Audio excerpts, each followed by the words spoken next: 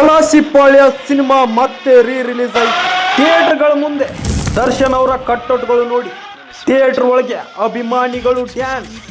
2004ರಲ್ಲಿ cinema ಥಿಯೇಟರ್ಗಳಲ್ಲಿ release ಆದಂತ Kalasipalya cinema ತುಂಬಾನೇ ಹವಾ ಕ್ರಿಯೇಟ್ ಮಾಡಿತ್ತು. ಕಲಾಸಿಪಾಳ್ಯ ಸಿನಿಮಾದಲ್ಲಿ ಮಾಸ್ ಹಾಗೂ ಲೋಕಲ್ ಹುಡುಗ ಆಗಿ ಕೆಂಚನಾಗಿ ಅಬ್ಬರಿಸಿದ್ರು ದರ್ಶನ್ ಅವರು. ದರ್ಶನ್ ಅವರಿಗೆ ಜೋಡಿಯಾಗಿ ರಕ್ಷಿತ್ ಅವರು ಕೂಡ ಅದ್ಭುತವಾದ ನಟನೆಯನ್ನು ಮಾಡುವ ಮುಖಾಂತರ ಅಭಿಮಾನಿಗಳ ಮನಸ್ಸನ್ನ ಗೆದ್ದಿದ್ರು. ಅದರಲ್ಲೂ ವಿಶೇಷವಾಗಿ ಸುಂಟರ ಗಾಳಿ ಅಂತ ಒಂದು ಸಾಂಗ್ ಕೂಡ ತುಂಬಾನೇ ಹಿಟ್ ಆಗಿತ್ತು. ಅಭಿಮಾನಿಗಳಿಗೆ ತುಂಬಾನೇ ಇಷ್ಟವಾಗಿತ್ತು. ದರ್ಶನ್ ಅವರು ಮತ್ತು ರಕ್ಷಿತ್ ಅವರ ಅದ್ಭುತವಾದ ಡ್ಯಾನ್ಸ್ಗೆ ಅಭಿಮಾನಿಗಳು ಫಿದಾಗಿದ್ರು. ಈ ಒಂದು ಮೂವಿಯಲ್ಲಿ ಭರ್ಜರಿ ಆಕ್ಷನ್, ಕೌಟುಂಬಿಕ ಸೆಂಟಿಮೆಂಟ್ ಹಾಗೂ ಕಾಮಿಡಿಯನ್ನು ಒಳಗೊಂಡಂತೆ ಕಮರ್ಷಿಯಲ್ ಸಿನಿಮಾ ಪ್ರೇಕ್ಷಕರಿಗೆ ಮನೋರಂಜನೆ ಜೊತೆಗೆ ನಿಜ ಜೀವನದ ಕಥೆಯನ್ನು ಆಧರಿಸಿ ಜನರ ಮನಸ್ಸನ್ನು ಗೆದ್ದಿತ್ತು ಈ ಸಿನಿಮಾ.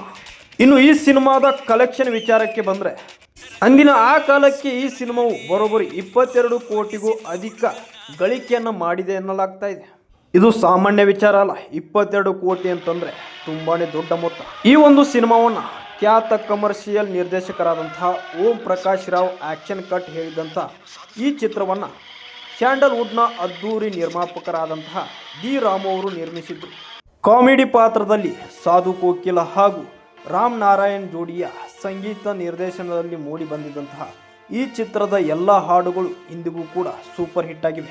ಇಂದಿಗೂ ಕೂಡ ಈ ಸಿನಿಮಾ ಕ್ರೇಜ್ ಅನ್ನೋಂಥದ್ದು ಕಡಿಮೆಯಾಗಿಲ್ಲ. ಸದ್ಯ ಇವತ್ತು ಮತ್ತೆ ಕಲಾಸಿಪಾಳ್ಯ ಸಿನಿಮಾವು ಮರು ರಿಲೀಸ್ ಆಗಿದೆ. ಅಭಿಮಾನಿಗಳು ಈ ಒಂದು ಸಿನಿಮಾವನ್ನು ನೋಡಲು ಇವಾಗಲೇ ಥಿಯೇಟರ್ಗಳು ಕೂಡ ಚಿತ್ರಮಂದಿರ ತುಂಬಿದೆ ಅಂತ ಬೋರ್ಡ್ ಕೂಡ ಹಾಕಿರುವಂಥದ್ದು.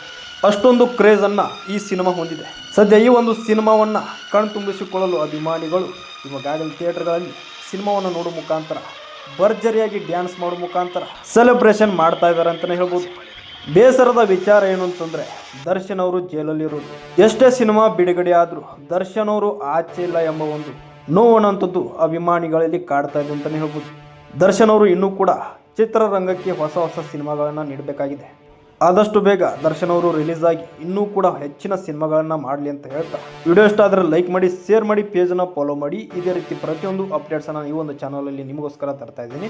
ನೀವೇನಾದರೂ ದರ್ಶನ್ ಸರ್ ಅವರ ಅಭಿಮಾನಿಯಾಗಿದ್ದರೆ ತಪ್ಪದೆಲ್ಲರೂ ಜೈ ಡಿ ಬಾಸ್ ಅಂತ ಕಮೆಂಟ್ ಮಾಡಿ. ಮುಂದಿನ ಒಂದು ವಿಡಿಯೋದಲ್ಲಿ ಸಿಗೋಣ. Thank you.